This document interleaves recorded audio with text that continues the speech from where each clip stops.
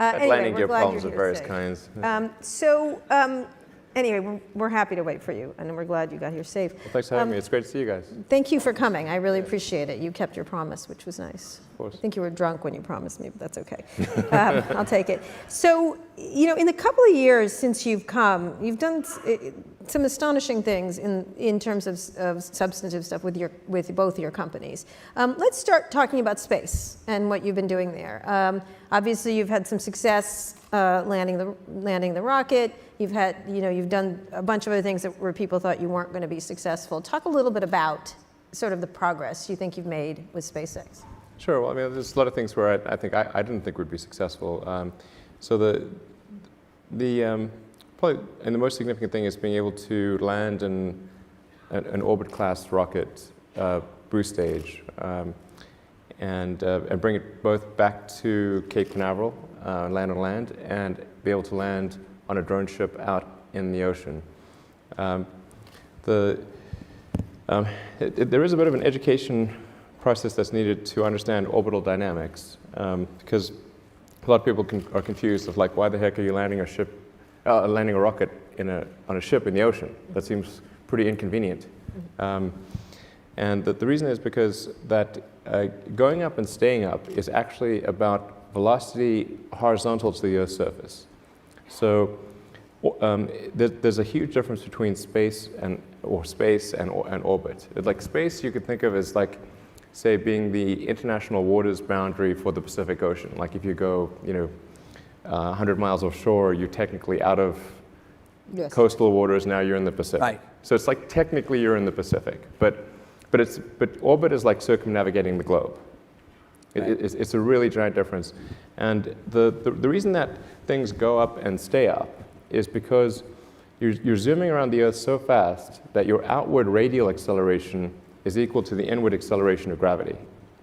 And so those balance out, and you have a net zero gravity. So when you see the space station, the thing that's a little sort of counterintuitive is that the space station is actually zooming around the Earth at 17,000 miles an hour. Even though it seems like it just... It seems really still, but it's moving really, really fast. To put that into perspective, a bullet from a .45 gun, handgun, is just below the speed of sound. So the space station is going more than 25 times faster than that. Okay. And that's what's needed actually to go up and stay up. And that's why there's the term escape velocity, not escape altitude. There's no such thing as an escape altitude. There's only an escape velocity. You need to be a certain speed to escape the gravity of the Earth. Yeah, you can think of gravity as kind of a funnel in space-time. Or think of like a coin funnel. Like it's very much like that but it's obviously sort of a four-dimensional coin funnel. But if you spin a marble or a coin on a coin funnel, when it's far out, it sort of spins slowly, and then as it gets closer, it spins faster and faster. And if you were to start at the bottom of the coin funnel and you wanted to exit, you'd spin it horizontally, and it would spin out, and that's really how you get to orbit. So how does the that gravity relate well to is like a funnel. Why you want to land on a ship in the ocean? Because in order to get to orbit, all that matters is your horizontal velocity. Your altitude doesn't really matter. In fact, the force of gravity at say the sort of nominal boundary of space, 100 kilometers, is almost exactly the same as it is on the surface of the Earth. It's a few percent lower than the surface of the Earth. So in order to go up and stay up, the only thing that matters is how fast are you going horizontal to the Earth's surface. So you have that outward radial acceleration, or think of it maybe like tetherball or something like that. It's really that outward acceleration is the thing that matters.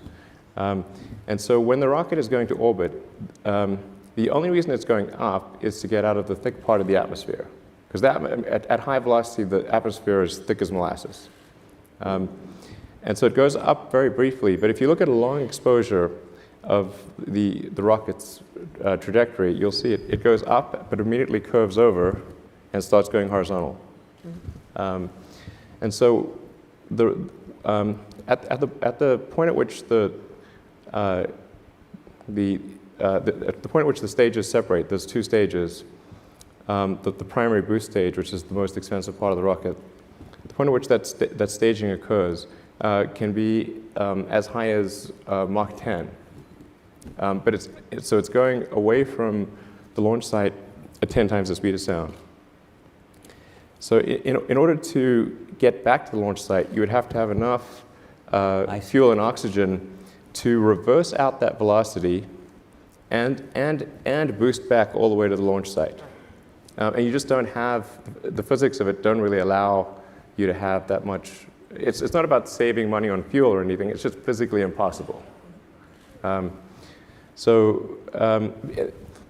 another sort of thing about if you're in space is that there's nothing to react against. So, like whereas an aircraft can circle very easily because it's reacting against air, in vacuum there's nothing to react against. So the only way to go back the other direction is to apply just as much energy as it took you to go. If you want to go backwards, you have to apply just as much energy as it took you to go forwards. Mm-hmm. In fact, well, twice as much, really, because you've got to zero it out, and then you've got to. So you've got to land elsewhere. Yeah. So bottom line is this thing is zinging out to sea at 10 times faster than a bullet. At that point, it may well be over the ocean because the ocean covers most of the. Oh, it's actually at the point of separation. It's not that far away. It's maybe 100 kilometers away from the launch site, but it is going like hell in the opposite, away from the launch site. So the only way to really land it is to have it continue on that arc, that ballistic arc, and then land far out to sea on a ship that's pre-positioned to a particular latitude and longitude, very, very precise, to within about a meter. And then the rocket will then go from vacuum through rarefied air at hypersonic velocity. So when it's in vacuum, it has to, obviously you can't use aero surfaces. You have to use nitrogen jets to control the attitude and position. And then as it starts to encounter the air, we use grid fins, because grid fins look like sort of like a waffle. They work quite well across a wide regime from both very high velocity hypersonics through supersonic, transonic, and subsonic. So it's hard to have aero surfaces that work well across that entire regime. And then, so once the aero forces become high, it uses the four grid fins to sort of control its attitude. To land itself. Yeah, it's controlling it's controlling pitch, yaw, and roll with the grid fins. And then those grid fins will then position it to where it's fairly close to the ship, and then it will light, in this case, 3 of the 9 engines to arrest the velocity, and then drop to 1 engine for precision right before landing. Right. Okay. So that was hard. maybe a bit of a long explanation. No, but okay, what we're going to get to is that's super fucking hard. There's a video. So why is that important? Why has this moment been important for you? Well, so in order to reuse the boost stage, which is about 70% of the cost of the rocket, so Which cost is that? How much is that? well, I mean, it's sort of on the order of $30 to $35 million. Right. So you want to save that.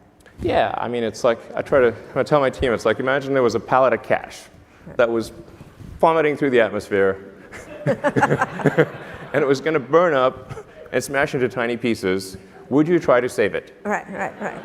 Probably yes. Yes. Okay. Yeah, that sounds like a good idea. Right. Okay. So we want to get it back, and that way we don't have to make another one. Right. And I think it's quite tragic if rockets get smashed into tiny pieces and land at the So bottom of the can ocean. I ask a question?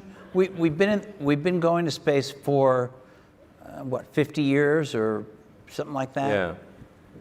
Nobody, until you started doing this, and Jeff Bezos' company has done it, the government never sort of saved the rockets. But yeah. They never saved the pallet of cash. Why not? And the Russians didn't either. I mean, what was the deal there? Yeah, I mean, there was some attempt made to do that with the space shuttle, but there was no returned. It's the first time that a rocket booster has returned to launch site Right.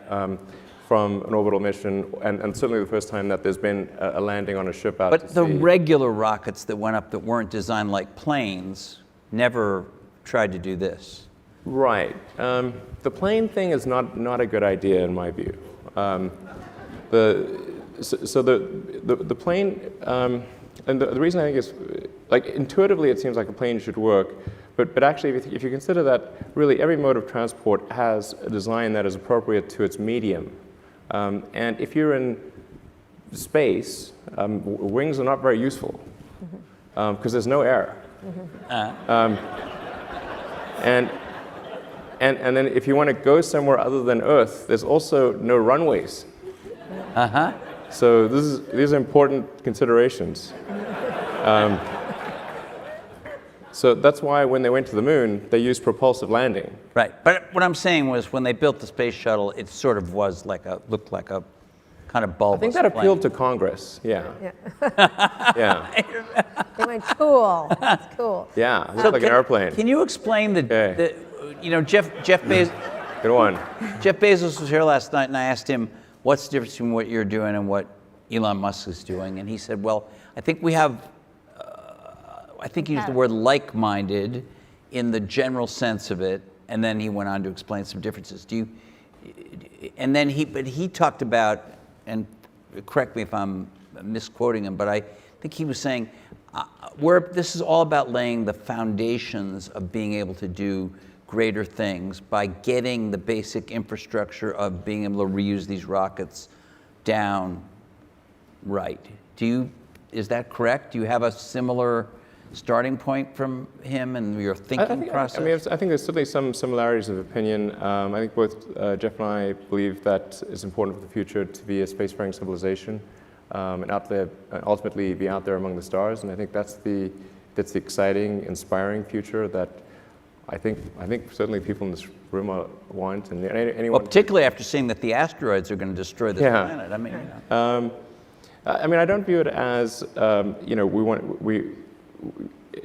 think when I say multi-planet species, like that's really what we want to be. It's not like still being a single planet species but moving planets. It's really being a multi-planet species and having civilization and life as we know it extend beyond Earth to the rest of the solar system and ultimately to other star systems.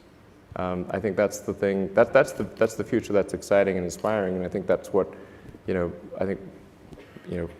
need things like that to be glad to wake up in the morning. Like life can't be just about solving problems. Like there have to be things that are inspiring and exciting that make you glad to be alive. So what, in the immediate time frame, what is your goal for SpaceX now that you've done this, which is a huge accomplishment? What is the plan for you in the immediate time and then the longer range? Sure. So we plan to refly one of the landed rocket boosters, hopefully in about 2 or 3 months, something like that. And then so that'll be an important milestone. So far, the stages are looking like quite good, even though they come through quite. It's a really difficult re-entry situation, but they're looking like they're in good shape. And we now have 4 of them.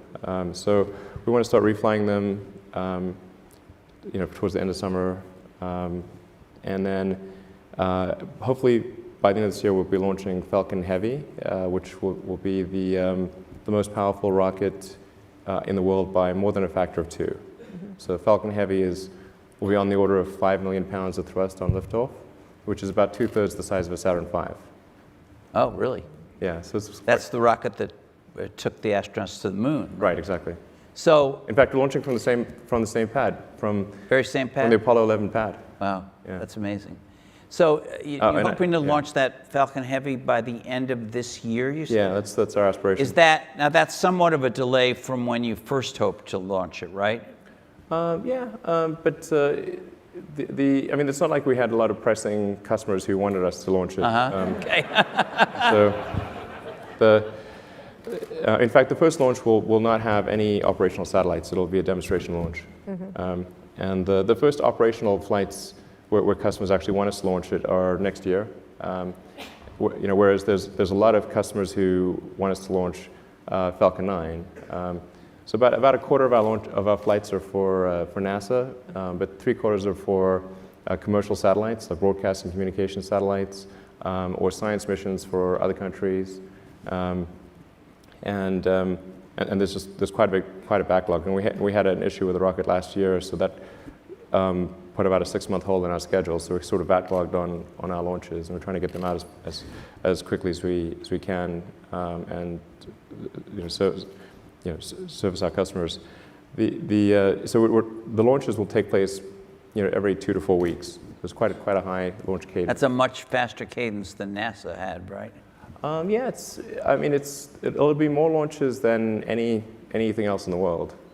So more than Russia, more than Europe, more than China by next year, certainly. And largely to deliver customers' satellites. Yeah, there's a lot of broadcast and communication satellites that are going to geosynchronous orbit, and then we'll also be launching the new Iridium constellation. So the Iridium's got a next generation constellation of satellites. I think 60 or 70 satellites, quite decent sized satellites.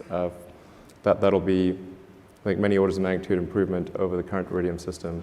So we'll be able to have global broadband. So that'll be a whole bunch of launches, and and then next year we'll be flying Dragon version 2, which is the one that's capable of taking up to 7 astronauts to the space station.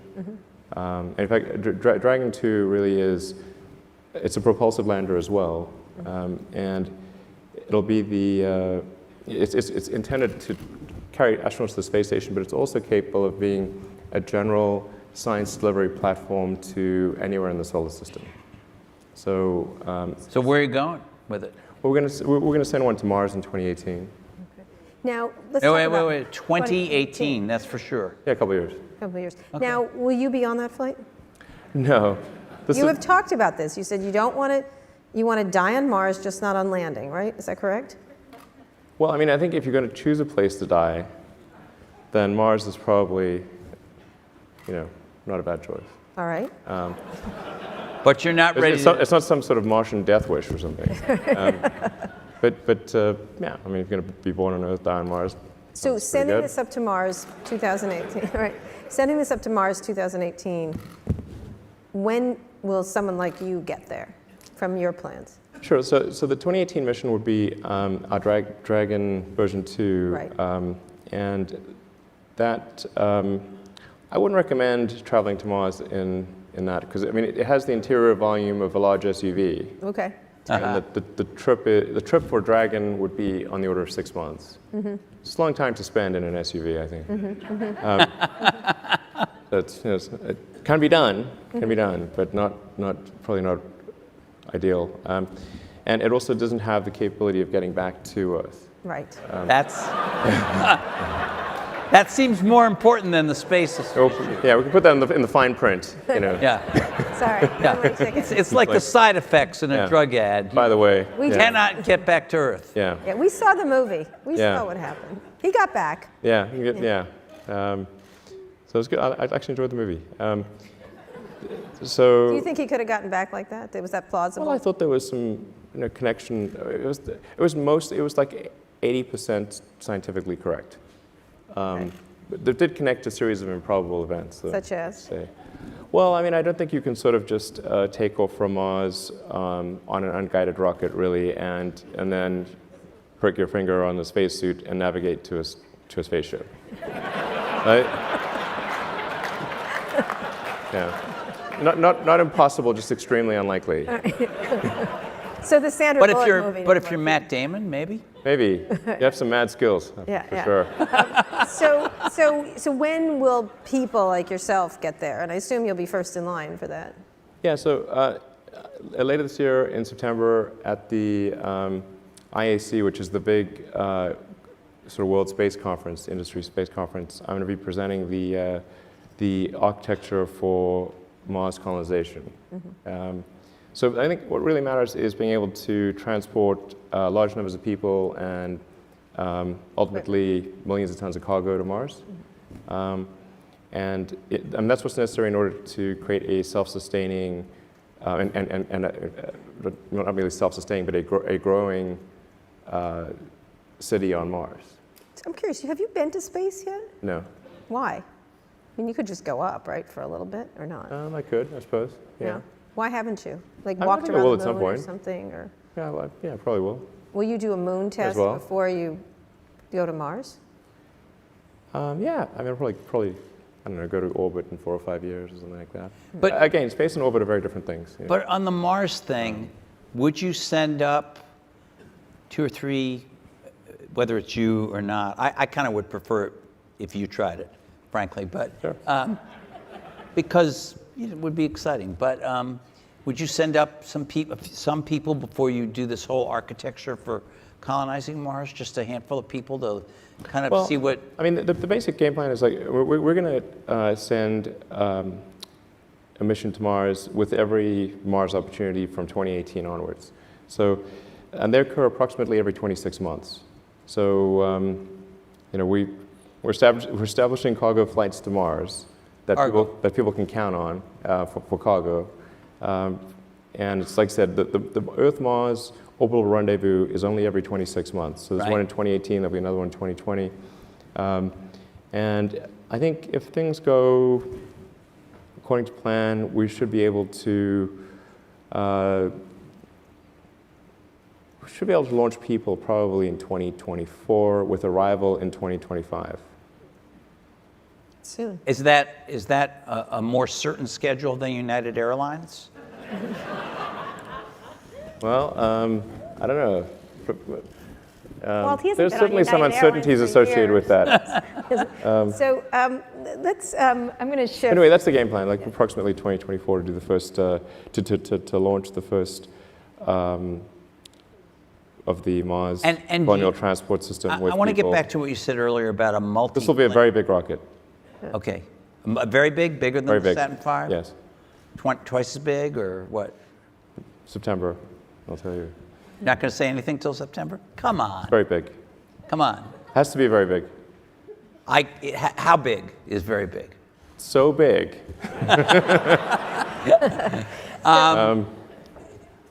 Do you think we should abandon the Earth at some point? No, I think that's great. But you have said things. Why would we abandon Earth? It's really nice here. You've said things about we may have to abandon the Earth, so it's good to have a plan B. You've said No, I that haven't. before.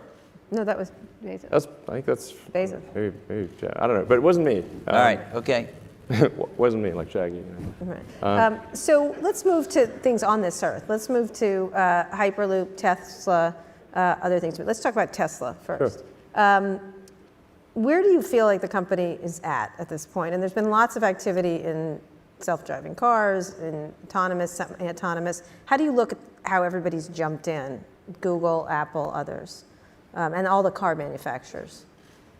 Yeah, I mean, there have been so many announcements of like autonomous EV startups. I'm waiting for my mom to announce one. Okay.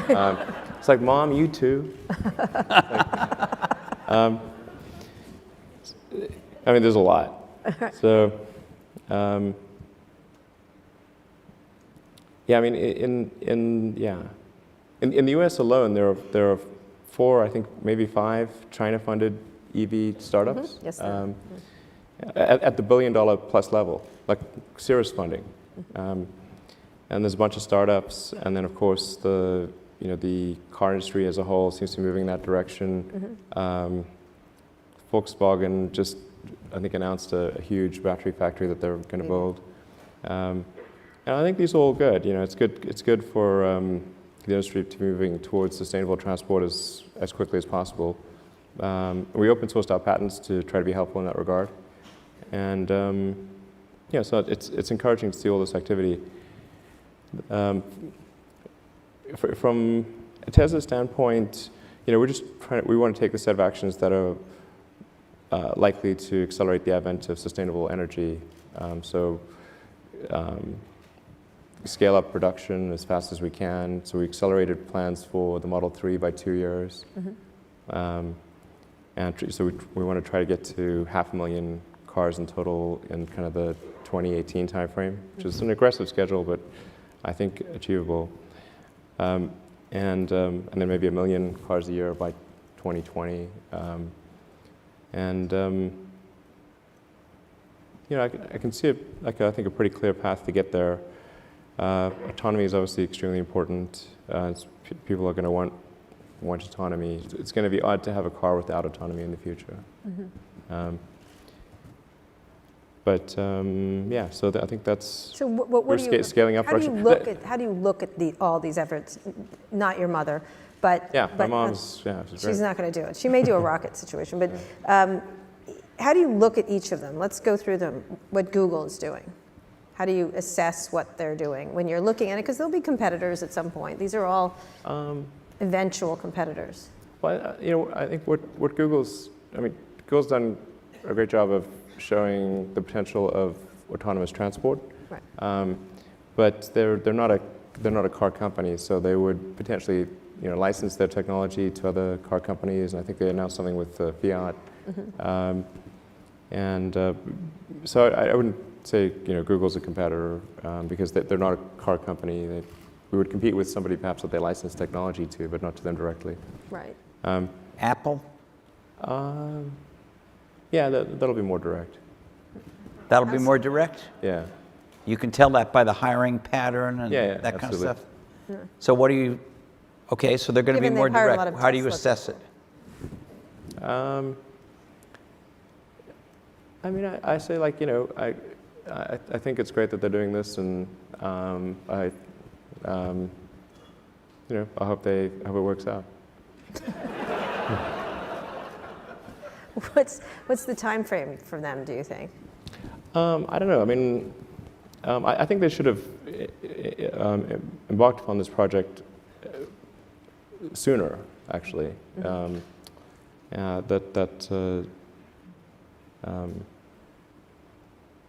But I don't know. I don't know when they. They don't share with me the details of their production plans. But I don't think it's going to be. I don't think they'll be in volume production sooner than maybe 2020. That'd be like the soonest. And is that too late? When you say they should have embarked sooner, is that because 2020 will be too late to stop you or beat you or compete with you or what? It's just like it's a missed opportunity. It's just It'll be over by 2020? No, it's not. It's just like it's a couple of years. I think they'll probably make a good car and probably be successful. The car industry is very big, so it's not as though there's one company to the exclusion of others. There's like a dozen car companies in the world of significance. So, and the most that any company has is approximately 10% market share. So it's not like somebody comes up with a car and they're suddenly they kill everyone else. It's not that way. And the sheer scale of automotive manufacturing is just. It's hard to appreciate until you see the plants. They're gigantic. Yeah, like the industrial, I have seen the plants. Yeah, the sheer size of the industrial infrastructure is staggering. Not just the assembly plant, but everything else that goes. Yeah, the supply chain, exactly. The assembly plant is just a little engine tip of the iceberg, really. Yeah, The assembly plant is literally the tip of the iceberg. Phenomenal. The supply chain is, once you go to tier 2, tier 3, tier 4 suppliers, that's probably an order of magnitude more than the final assembly. So you think Google will not be a competitor? Apple probably will be a direct competitor. Yeah, sure. What about the car companies? I think they'll all be competitors. Yeah, sure. Who do you see out there that has done a nice job so far? Mercedes or GM? Of what? Of a competitive car. Of the incumbents. A potentially competitive car, I guess. I don't think any of the car companies thus far have made a really great electric car. You tell me if you disagree, but I don't think yet that any of them have made a great electric car. Okay. They, presumably will continue to improve on what they've done so far, and then at some point they may make a car that's a great car, but no, they haven't done that yet. Can I ask you about batteries for a second? Yeah, sure. So you're building this gigafactory, right? It's built. Well, it's not completely built. Okay, but part of it's up A and big running. chunk of it's built, yeah. Part of it's up and It's a running. really gigantic thing. It's like when the Gigafactory's done, it'll be the largest footprint building of any kind in the world. Of any kind, not just factories, literally of any What is kind. this? The largest rocket, the largest building? I mean, Well, I mean, I think it's not scale for scale's sake. It's just like if you say, well, we want to accomplish these goals, then you kind of have to make a big thing. So, okay. You've got this big thing. It's this big, giant building. Right. Yeah. It's going to make batteries. The batteries it's going to make are We're lithium. going to have an opening. Well, it's not technically an opening party since it's been operating for a little while, but we're going to have a party soon. You guys maybe want to come? We can come? All right, Yeah, good. sure. We'll come to the Can they- battery It's party. pretty. But they can't I come. love It's worth seeing. This They is can't like come, right? Just us. this Yeah. is crazy. No. This is like an alien dreadnought. It's really nutty. Because I love a battery party, but Yeah. Right, but talk about where it's going. are these lithium-ion batteries? Yeah, sure. So they're the same batteries that's in our No. phone? No. Explain, please explain. Yeah. So lithium. Have you made a battery breakthrough is something I'm interested in. Yeah, I mean, generally there's so much nonsense out there about batteries. Like you can believe about 1% of what you read, maybe. Lithium ion covers a very broad range of technologies, and you can have an enormous difference in the power density and the energy density and the cycle life between one chemistry and another. They can be really enormously different. So what you really actually want to ask is what is the cathode and what is the anode? Right. So in our case, That's right. Okay. well, I just put it in the the lithium is PlayStation actually for my kids. 2% of the cell mass. So it's like the salt in the salad. It's a very small amount of the cell mass and a fairly small amount of the cost. But it sounds like it's big because it's called lithium ion, but it really, like our battery should be called nickel graphite because it's mostly nickel and graphite. Okay, and It's nickel, cobalt, aluminum, but a battery few other little things, and graphite with a silicon oxide layer. battery on the anode. efficiency or power that the power that you can store in a certain mass seems to be move very slowly, at least compared to we're used to Moore's law pushing integrated circuits faster. Batteries kind of are always in our consumer devices always lagging behind. You've built this giant thing, the biggest building in the world has ever seen. It's not fully built, but yes, it's You're building a pretty the big biggest chunk is building built. the world So has yeah, ever yeah, seen. yeah. To make batteries. Your whole business depends on batteries in these cars. Have you figured out a way to do some significant increase in the yield of energy from a given amount of space in the battery? Well, yeah, I mean, the energy density is increasing sort of maybe on the order of like 5-ish% per year. And it doesn't sound like much, but you add that up over a number of years with compound interest, it ends up being quite a significant number. And a lot of people sort of think that, oh, well, we just sort of cobbled together some laptop batteries and somehow made a great car. If it was that easy, then I think we would have quite a few competitors who did the same thing. But it's really quite a lot harder than that. It's a cylindrical form factor, but the internals of the battery are quite different from what you would find in a laptop. And will be increasingly different with what's built at the Gigafactory, which is highly optimized for automotive, and has improved energy density. But mostly, it's not the energy density that's the issue, because you can if you buy a Model S today, the range is around 300 miles, and that's quite a lot. So it's pretty rare that people really need to go more than 300 miles at a time without stopping. Right. So I don't think we really have a range issue. And we could make a 400-mile range car today. Like, that wouldn't be too big of a deal. So what really matters is decreasing the cost per unit of energy of the battery packs, so you can make the car affordable. That's actually the important thing.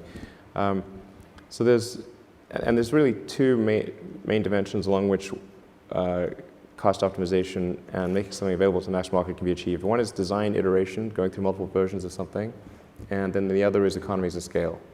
And you kind of need both of those things in order to make a compelling mass market product. And you look at like cell phones and how many design iterations have we gone through with cell phones, and look at the scale at which they're made, which is enormous.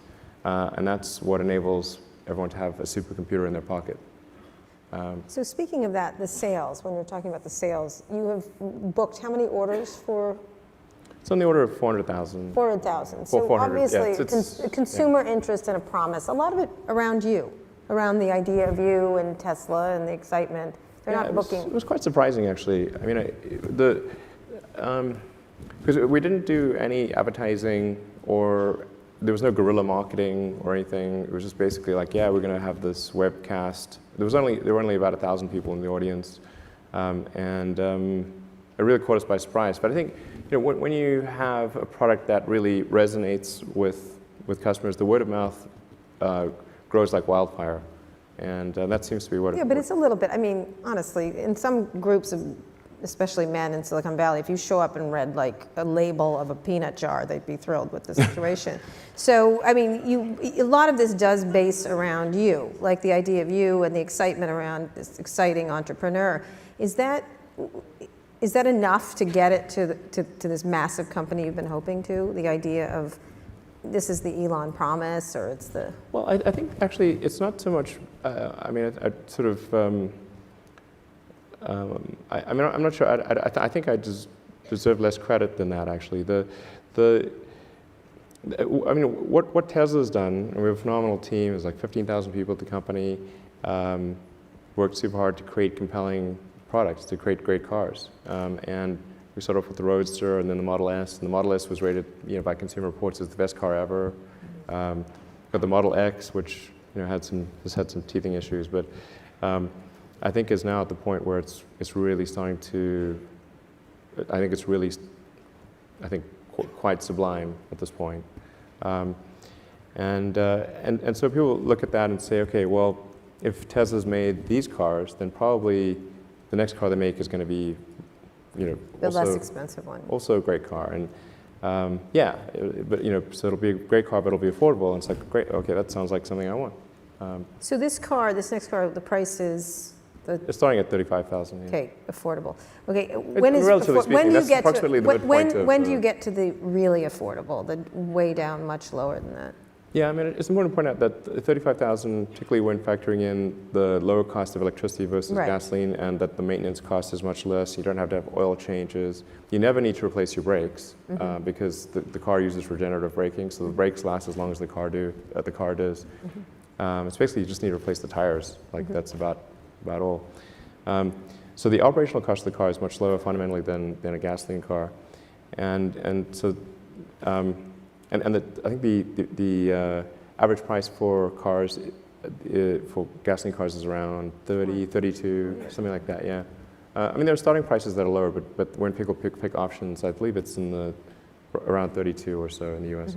So we're pretty close to that average. But that's your base price, right? I mean Yeah, but it's going to be a great car. That may not be the ASP for the car. No, but it's going to be a great car even at 35. So it's like even if you order no options at all, it'll be great. But you're likely to have a mix where the average car that you actually sells for a little more than that. Yes, probably. It's probably going to be some higher number.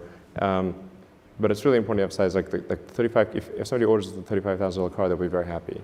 Like it's not like you need to order a bunch of options without which the car is not good. That car will have autonomous for 35? I have I'm going to do another Tesla event maybe at the end of the year. Talk more about that. And well, so you could start here.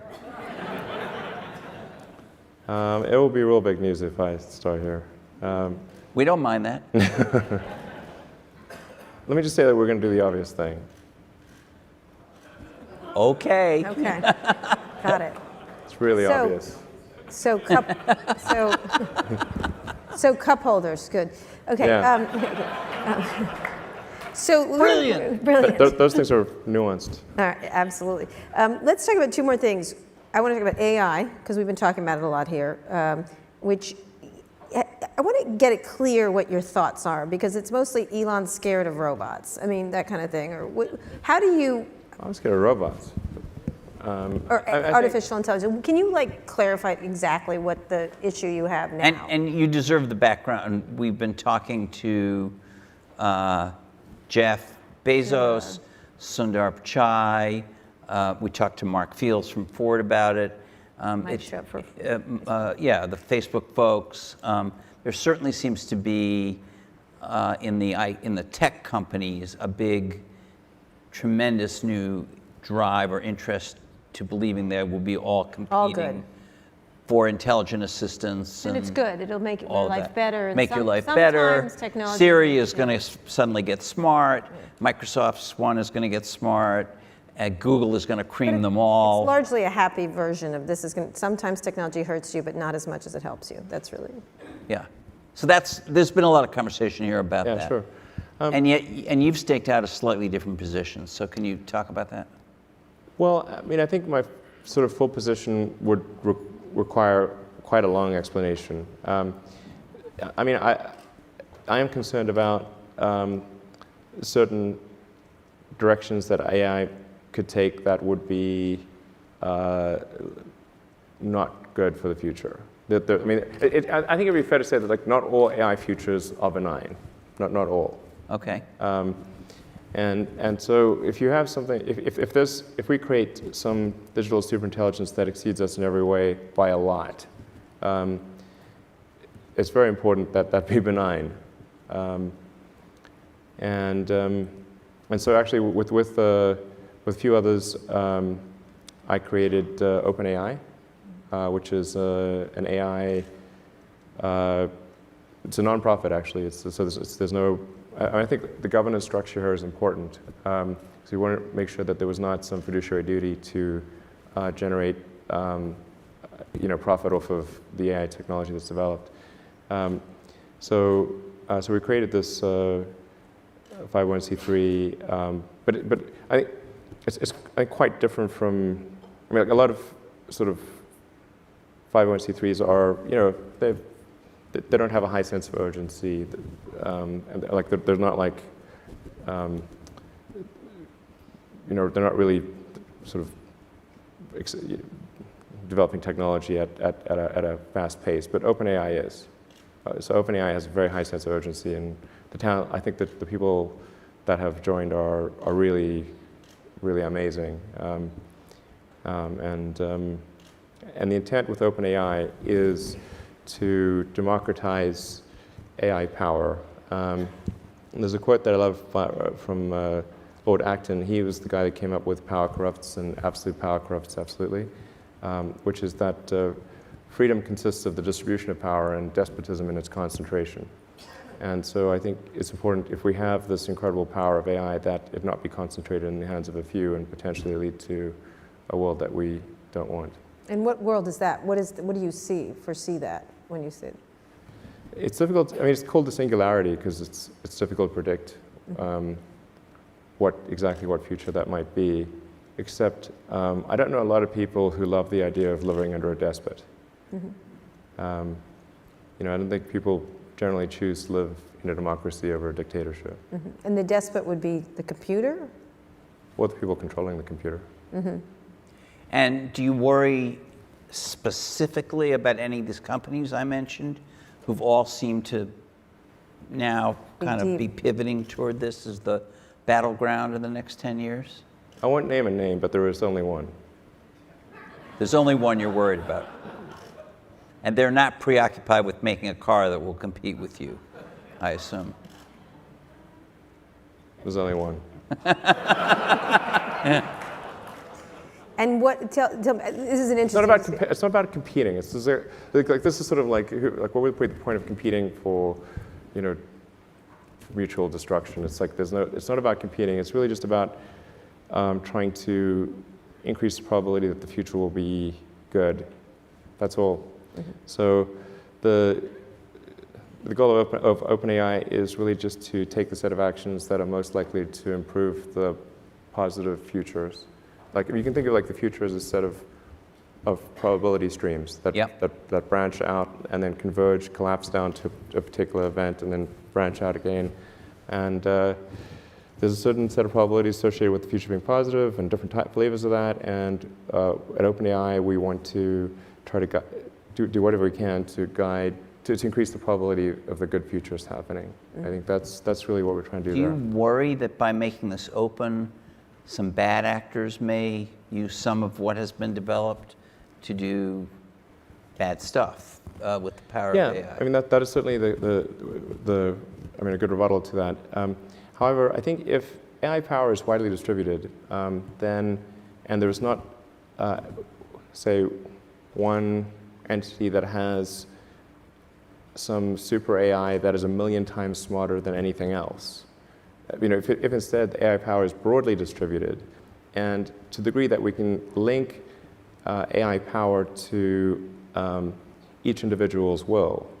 So like you would have your AI agent, and you would, like, everyone would have their sort of AI agent, and then if somebody did try to do something really terrible, well, then the collective will of others could overcome that bad actor. Which you can't do if there's one AI that's 1,000,000 times better than everything else. And it's proprietary. And it's either has its own will, or more likely, at least in the beginning, is controlled by some small set of people. So I think that's really the risk. I mean, there's always been these arguments like what's the best form of government? Big fan of, I think it was Churchill, like, democracy is the worst form of government except for all the others. Right. So speaking of that, Yeah. this election, you are from... Oh, no. No. Yes. How does that strike you, what's happening now? You've come to this country, you're a naturalized citizen? I think I'm glad that the framers of the Constitution saw fit to ensure that the president was someone who was captain of a large ship with a small rudder. Okay. And? There's a limit to how much harm any given president. Are you sure about that? Oh, yeah. Yeah. So you're not worried about, are you backing either of the candidates at this point? Trying to stay out of this situation. Because? I don't think that's the finest moment in our democracy. Well, given that it's not the finest moment in our democracy, do you think the best thing is to stay out? Or We'll see. to get in and I'm not sure what I try could do to to head off the just- worst? I mean, I'm not sure how much influence I could have as one person on the outcome.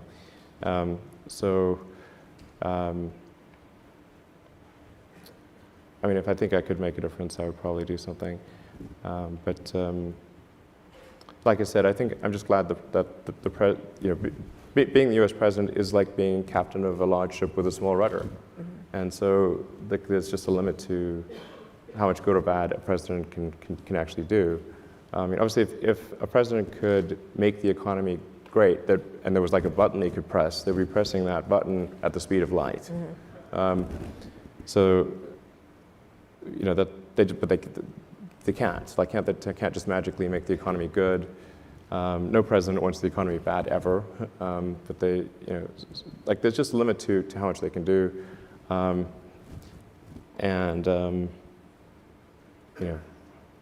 I guess there is the nuclear thing, which is... Yeah, the nuclear thing.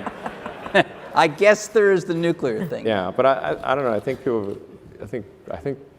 don't think we would just arbitrarily launch nuclear missiles. Yeah. Yeah. One would The hope. president can do that. I don't think so. Not President's the arbitrarily. commander-in-chief. I mean, I think that... He's the commander-in-chief. Yeah, no, but I still don't think that means you can just launch nuclear missiles whenever you want. Yeah. I think Congress would be quite upset about that, and They might not be consulted. yeah, but I think the military would be like, yeah, we really think Congress should be consulted on it before we launch a... Yeah. That might happen. That Preemptive could nuclear happen. strike. Are you willing? You're basing your faith in that, though. I'm quite confident that the military would not just, randomly agree to launching nuclear missiles at somebody. Well, that's calming. This is Yeah. pretty comforting, yeah. We're going to put up just very quickly, we'll end on Hyperloop. You've been involved with it. Your level of involvement is what at this point? Just Yeah, chief I know visionary? it's a bit confusing because You talked about it when you were here last time. Yeah. I actually came up with the idea. I came up with an initial idea which turned out to be wrong. It wouldn't work several years ago, and then. But I sort of shot my mouth off and said, oh, I feel like I have an idea that would work. And it turned out that didn't work, but with a lot of iteration, I was able to come up with something where the physics hangs together. And then published the paper and just said, like, look, anyone who wants to do this is great. Go, be my guest. Because I sort of have my plate full running Tesla and SpaceX. Yeah, yeah. And so I think it'd be great. I mean, it'd be great to have any interesting new transport solutions, anything that gets people to their destination in a way that's safer, costs less, is more convenient. That'd be great. I mean, and so I think probably the most valuable thing that the Hyperloop paper that I published has done is to spur thinking in terms of new transportation systems. So it's not just, oh, let's have a fast train. Okay, that's not even as fast as what Japan did in the 80s. Like, okay, well, I don't see what the point of that is. Like we should really be trying to think of something that's. I think particularly in California, like we should be like saying, hey, what is the best? Well, let's invent something new that's way better than anything else. Do you want to shoot your mouth off about that? I mean, I'm not an investor in any of the companies that are working on it, and I've tried to be neutral because I'm trying not to favor one company over another, but just to encourage anyone that is interested to say that try to give them moral support, and I hope they succeed. The only thing that I am doing on the Hyperloop front is like we're holding a student competition, and the student competition is really just aimed towards encouraging students to think about exciting new transport methods. And it's totally cool if they want to like do some architecture that's different from what I proposed in Hyperloop. And in fact, the winning team at the student competition that we held earlier this year used a different suspension mechanism than what I proposed, which is I proposed using essentially taking the air that builds up on the nose from the compressor and flowing that through air skis so that you simultaneously remove the drag from the nose and provide a means of suspending the pod.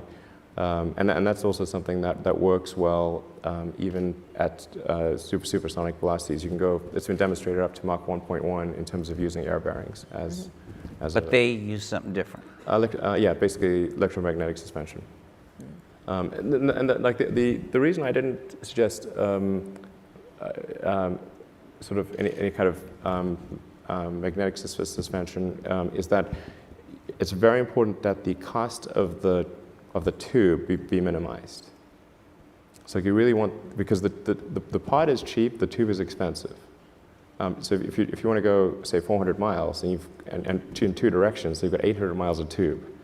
The critical economic optimization parameter is the cost of the tube. So you want that tube to be as low cost as possible. And so if you do anything that requires action on the tube side, it's going to make that tube much more expensive. So if you use air bearings, it doesn't change. Like that's real cheap. Yeah. So. You think this is going to happen? Yeah, I think something like that. I think something will happen in the future. I think if the companies that are trying to make it happen now, if for whatever reason that doesn't work out, then I think I might do something myself in the future. I don't want to do something. I don't want to sort of front run them. It's like say here's this free idea, and then meanwhile I go and do it myself. That wouldn't be nice. So. But if a bunch of people, if companies don't try it and it doesn't work out, then I think I'll try to just at least do a demonstration system. Okay, last question. Do you think tech has gotten more serious? How do you look at the tech landscape as someone who's a well-known you probably qualify as a visionary. The concept, where do you imagine we are right now in the tech space? And then we'll get to questions from the audience.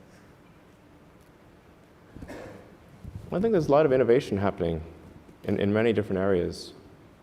The advancements in AI, I think, are quite astonishing. The advancements in genetics are amazing.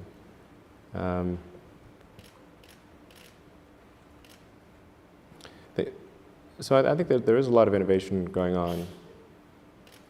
I think that there's probably a few too many talented entrepreneurs in kind of the internet space, and I think their talent actually would be better served in some other industries. But I do think, I mean, I don't think we're like facing some sort of low innovation period or anything like that. I think there's a lot of innovation going on. They need to move to other. I just think there's like, if you had some ideal distribution, it would probably be fewer. Like there's just a lot of talent focused on the internet, and probably some of that talent would it'd be better to have some of that talent in other industries. That's about all. But there's tremendous amount of innovation that's happening. It's something that I think is going to be quite important. And there's not, I don't know of a company that's working on it seriously is a neural lace.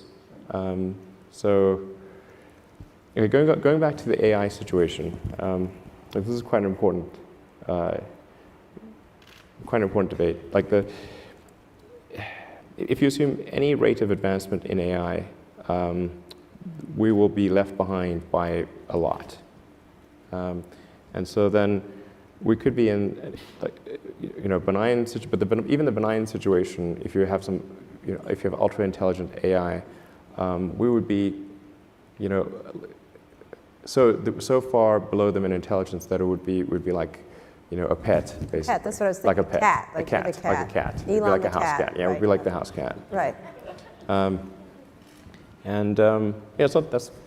the end of the world, just Well, sort of pet. You've seen the movie, it could be. Yeah. It could be. But honestly, that would be the benign scenario. And So house cat is okay. I mean, I don't love the idea of being a house cat. Okay. But that. So what's the solution? Yeah. So I think I think it's to essentially. I think one of the solutions, the solution that seems maybe the best one, is to have an AI layer. If you think of like you've got your limbic system, your cortex, and then a digital layer, a sort of a third layer above the cortex, that could work well and symbiotically with you. I mean, just as your cortex works symbiotically with your limbic system, your sort of a third digital layer could work symbiotically with the rest. This is something that's surgically inserted or bred into the species, or what? The fundamental limitation is input-output. So we already have, we're already a cyborg. It's just that, I mean, you have a digital version of yourself or partial version of yourself online in the form of your emails and your social media and all the things that you do. And you have basically superpowers in that with your computer and your phone and the applications that are there. You have more power than the President of the United States had 20 years ago. Like you can answer any question, you can video conference with anyone Right. anywhere, you can send a message to millions of people instantly. You can just do incredible things. And but the constraint is input output. So we're I/O bound, particularly output bound. I mean, like your output level is so low. It's like particularly on a phone, like your two thumbs just sort of tapping away. This is ridiculously slow. Our input is much better because we have a high bandwidth visual interface to the brain. Like our eyes take in a lot of data. So there's many orders of magnitude difference between input and output. So mostly effectively merging in a symbiotic way with digital intelligence revolves around eliminating the I/O constraint. So it'd be some sort of direct cortical interface. And you called it a neural lace? Neural lace, yeah. It's totally not Google Glass, right? No, I'm talking about No, but something it's which... like you wear it? Or you, No, I mean, it would be... I mean, there are a few ways to approach this, but some sort of interface directly with your cortical neurons particularly. But doesn't that imply surgical insertion? Not necessarily. You could go through the veins and arteries because that provides a complete roadway to all of your neurons. Your neurons are very heavy users of energy, so they need high blood flow. So you automatically, with your veins and arteries, have a road network to your neurons. Still some kind of surgery, right? Yes, but you could insert something, basically, into the jugular and have. It gets macabre, but It sounds really easy and it doesn't involve. risk-free. It doesn't involve, like chopping your skull off or anything like that. That's good. Yeah. and plus, you're not a house cat anymore, right? Not a house cat. So, Right. Essentially, if we can figure out how to establish a high bandwidth neural interface With ourselves. with your digital self, effectively, then you're no longer a house cat. All right. On And- that note, no, on that note. Yeah, well, just one closing thing. I mean, I think that's probably you the benign are outcome. you That's probably the interested- best outcome, I think. Are you interested in exploring this possibility that you have just laid? So somebody's got to do it. I'm not saying that I will, but somebody's got to do it. I mean, somebody should do it. And I mean, if somebody doesn't do it, then I think I should probably do it. But And the goal of this is to prevent there being an external AI, particularly one controlled by a small group of people that could yeah, be so much more powerful and intelligent than we are that the house it cat would be godlike in its situation capability. occurs. Yeah, Well, this has been really cheerful. Thank you. yeah. But if we can establish, I was the worried high- about asteroids at the beginning of this. I mean, asteroids are a low probability existential threat on the time scale that's relevant to us. Okay. Okay? This is different. This requires urgency. So, what do you do for fun? Yes, this is much more Elon, what do you urgent. do for fun? What do you do? Anything? I play video games with my kids. All right, that sounds good. Let's get some questions for Elon. Elon the house cat. I watch movies, that Right. kind of thing, normal thing. Why don't we start over here? Yeah, hi. I think this last question by Carl just did that. I want to know, how do you live through the stress that kind of conversations we just heard that you went through, and kind of ambitions that you carry, and then how do you adjust to the everyday work-life balance, etc., things that in your life? So a little bit of your personal side, actually. So you're very busy. How does that work? Yeah, I mean, I am sort of in kind of work triage mode a lot of the time. So I don't know. It seems to be, as long as there's not like a crisis simultaneously at SpaceX and Tesla, it's okay. But companies are. I mean, the situation in any given company, particularly when if it's sort of growing fast and sort of quasi startup, it's somewhat sinusoidal. So that it's okay if the waves don't crest together.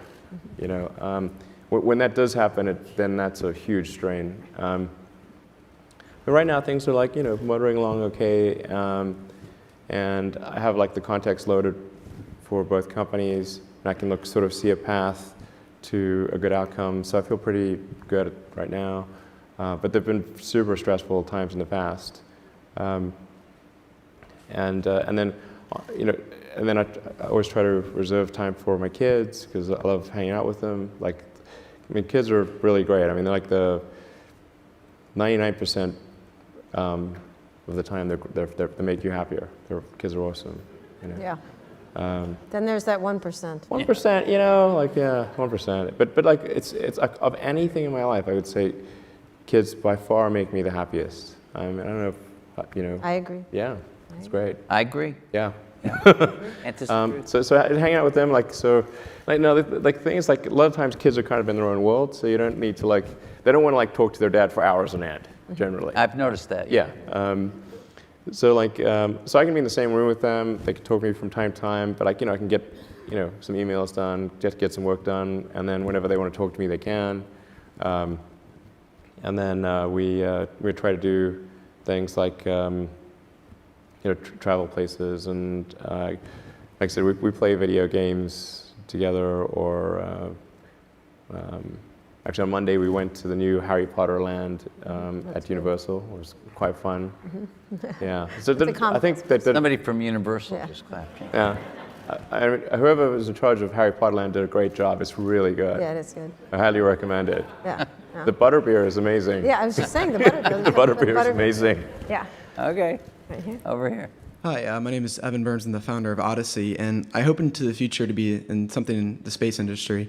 And my curiosity is, you've talked about SpaceX getting in many different businesses, for example, global Wi-Fi through launching many satellites. Do you hope SpaceX becomes a platform for others to launch businesses, or do you see SpaceX being a business that launches many business lines? Well, I mean, the general strategy of SpaceX is to, we clearly need a lot of money in order to develop the transport system to establish a city on Mars. So, we're kind of gathering revenue, Earth-based revenue that's,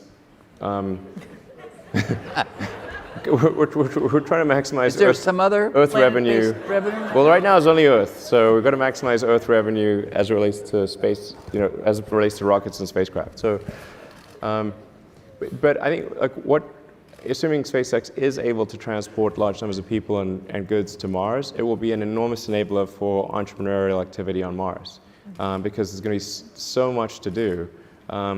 Everything from creating the first iron ore refinery to the first pizza joint to, something that doesn't even exist on Earth. It's kind of like when the Union Pacific crossed, and everybody thought, Union Pacific, what a stupid idea. There's nobody living in California. Well, okay, now there's quite a lot of people living in California. So just you need the transport link. And so what SpaceX is trying to do is establish a transport link, and then try to create a fertile environment for entrepreneurs on Mars to flourish. And I think that will be an amazing expansion of entrepreneurial. How long would it take to deliver a pizza from Mars? Well, it's going to be a little cold, I think. But I mean, we can certainly see a way to get to Mars in under 3 months. And I think ultimately you'll be able to get to Mars in under a month. It does get exponentially difficult as you reduce the time. But 3 months is a way to think of it. And I think that's probably, that's really where SpaceX will, I think, create a great environment for entrepreneurial potential. Yeah. Thanks. Nilay? I hope Domino's does not get to Mars. Please don't let it. We'll have a special Mars I pizza. assume you're going to be. I'm assuming you're going to be king of Mars. but go Nilay. ahead. So you're obviously very ambitious. That's led to some really ambitious deadlines that have been missed. So Falcon Heavy was originally 2012. The Model X was a little bit delayed. The Model X was delayed. The Model 3 seems to be stretching. But the Model 3 in particular is a consumer product. You're taking money from people against a really aggressive production schedule and a huge amount of orders. What are you going to do to hit your deadlines on that? Because it's real consumers this time and a big class of people. Sure. I think the biggest thing is just designing the car for manufacturing. So in the case of Model S, the Model S was the first time we'd really built a car. A whole car. With the Roadster, Lotus did the body and chassis, we did the powertrain, then we did the sort of final installation of the powertrain to the chassis. But the Model S was the first time we made a car. So we were just trying to make a great car, but we had no idea what it meant to design something to be manufacturable. So the Model S is super hard to make, and then the Model X is built off of the Model S platform, except it's got a bunch of other whiz-bang technologies that make it even harder to build. So.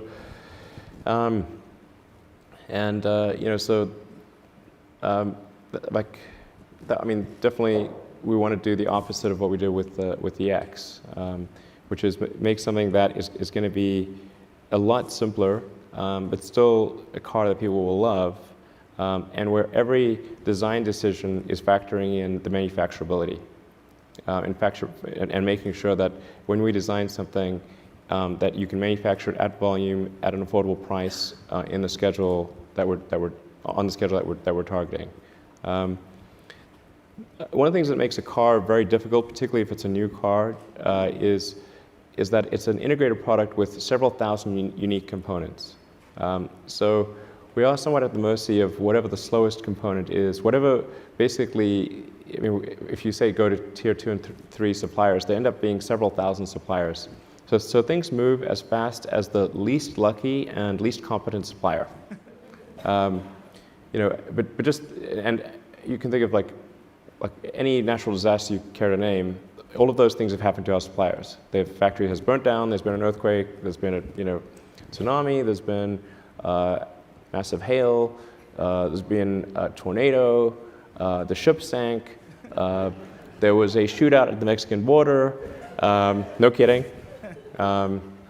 That delayed trunk carpet at one point. Well, and we couldn't get, and the Border Patrol wouldn't give us the truck because it had like bullet holes in it. We just wanted our trunk carpet. Like it's pretty safe. It's like no cocaine or anything. This is good. But that shut down the production line as an example for several days.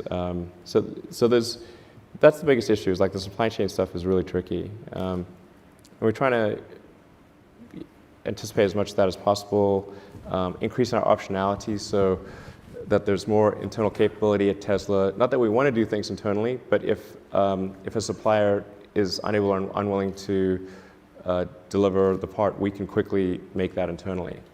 So I think the whole company is geared for that. I mean, right now it looks like we should be able to do that.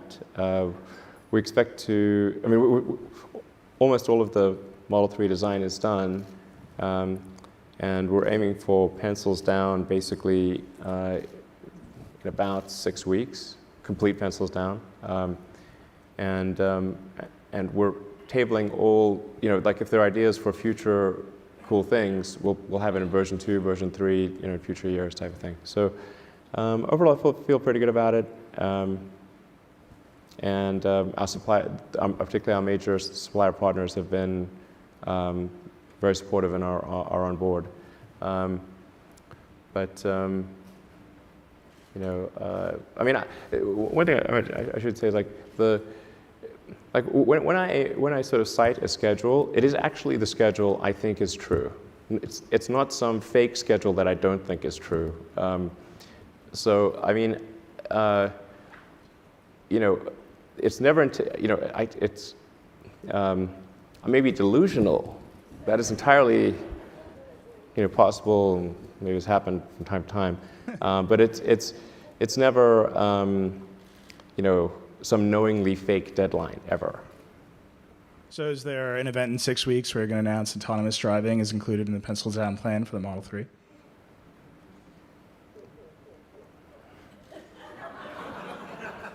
We're not expecting any event in 6 weeks.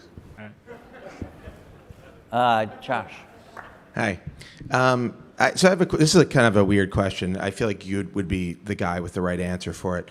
There's a sort of a philosophic concept that a sufficiently advanced civilization will be able to create a simulation. Yeah. Maybe you've answered this before? A simulation. I've had so many simulation discussions, it's crazy. Okay. So, because in fact, it got to the point where basically every conversation was the AI/simulation conversation. And my brother and I finally agreed that we would ban such conversations if we were ever in a hot tub. Okay. That was like, because that really kills the magic. Hot tub, so the idea is, right, any sufficiently advanced civilization could create a simulation that's like our existence. And so the theory follows that maybe we're in the simulation. Have you thought about this? And a lot. Are we? Are we? Even in hot I tubs. need to know. So Are much we so in it had to be banned from a simulation? hot tub. Okay. It's not the sexiest conversation. Are we in? Are we in? I mean, I think here's, in my mind, like the strongest argument for us being in a simulation, probably being in a simulation, I think is the following. That 40 years ago, we had Pong, like 2 rectangles and a dot. That Right. was what games were. Now, 40 years later, we have photorealistic 3D simulations with millions of people playing simultaneously, and it's getting better every year. And soon we'll have virtual reality, we'll have augmented reality. If you assume any rate of improvement at all, then the games will become indistinguishable from reality, just indistinguishable. Even if that rate of advancement drops by 1,000 from what it is right now, then you just say, okay, well, let's imagine it's 10,000 years in the future, which is nothing in the evolutionary scale. So given that we're clearly on a trajectory to have games that are indistinguishable from reality, and those games could be played on any set-top box or on a PC or whatever, and there would probably be, billions of such, computers or set-top boxes, it would seem to follow that the odds that we're in base reality is 1 in billions. So Tell me what's wrong with that argument. Is the answer yes? The argument is probably. I mean, but I just like, is there a flaw in that argument? I mean, someone. I'm I'm not sure what the error. No. The argument makes sense. So the assumption then is that somebody beat us to it, and this is a game. No. There's a 1 in billions chance that this is base reality. Oh, okay. What do you think? Well, I think it's 1 in billions. Okay. Yeah, I mean, that seems to be like clearly what it suggests. Right. And actually, I mean, arguably, we should hope that that's true, because otherwise, if civilization stops advancing, then that may be due to some calamitous event that erases civilization. So maybe we should be hopeful that this is a simulation, because otherwise, Because they could reboot it. well, otherwise, either we're going to create simulations that are indistinguishable from reality, or civilization will cease to exist. Those are the 2 options. I like those odds. Okay. Over there. Or it's unlikely to go into some multi-million year stasis. So it's either going to increase or decrease. Hi, I'm Jeetu Patel from Box. 2-part question for you. One is, if you think about fully autonomous vehicles, which have passed through regulatory approvals, have passed through in-city driving and traffic conditions, how far do you think, from a time frame perspective, we are for that becoming reality? And number 2 would be, the second part of that question is, how long before you think it's either illegal or extremely prohibitively expensive for humans to drive on the road? Well, I really would consider autonomous driving to be basically a solved problem. Even in cities like Beijing and... Yeah. Actually, there's really only one area where it's like a little dodgy, and that's basically if you're at roughly the 30 to 40 miles an hour in urban environments, that's difficult to achieve in Beijing. It's like heavy traffic. In dense traffic situations, autonomy is really easy, because you can just maintain a set distance from various cars. It's actually quite easy. You're very unlikely to run anyone over, because you're just not moving fast enough, and you can brake in time. On highways, particularly highways that are that have barriers, so that you don't have pedestrians, that's also relatively easy. And like a Model S and Model X at this point can drive autonomously with greater safety than a person right now. Yeah. My point is, when does it get to be where you don't need to be sitting behind a vehicle, and it actually, the way that society starts expecting this is, I can have my 75-year-old mother who doesn't speak any English or doesn't drive, be able to be transported from point A to point B by just sitting in a car by herself and being taken. I know it's technically possible, but how far do you think the regulatory approvals are for that happening? I think we're basically less than 2 years away from complete autonomy. Wow. Wow. Complete. Safer than a human. However, regulators will take, I think, at least another year, and because it's going to depend on what part of the world you're in, because they will want to see billions of miles of data to show that it is statistically true that there is a substantial improvement in safety if something's autonomous versus not autonomous. I don't think that regulators will accept something that's close to, that's sort of approximately as good as a person. I think they'll have to be at least twice as good as a person, maybe 5 or 10 times, better in terms of safety, and that will have to be a statistically relevant data set. So like billions of miles over widely differing roads and situations. So yeah, so I think it's like probably 3 years before it's approved from a regulatory standpoint, but less than 2 before it is technically possible. And do you think there's a day when it's illegal to drive for humans, or Well, I mean, we live in a democracy, so presumably that would be a function of the population deciding. I'm not in favor of banning people from driving cars. I'm in favor of freedom, and not restricting what people do. Yeah, but maybe the requirements for a license will get more stringent. I think that seems like maybe a good move. So you have to demonstrate a higher level of skill to drive in order to be allowed to manually drive. Okay, very last question. This is the last Make question. it a good one. We're here. Sorry, Because Elon has to go. Gotta make it a great question. Thinking about life on Mars again, how do you think about cultural unification, systems of government, rules of law, establishing those very early on?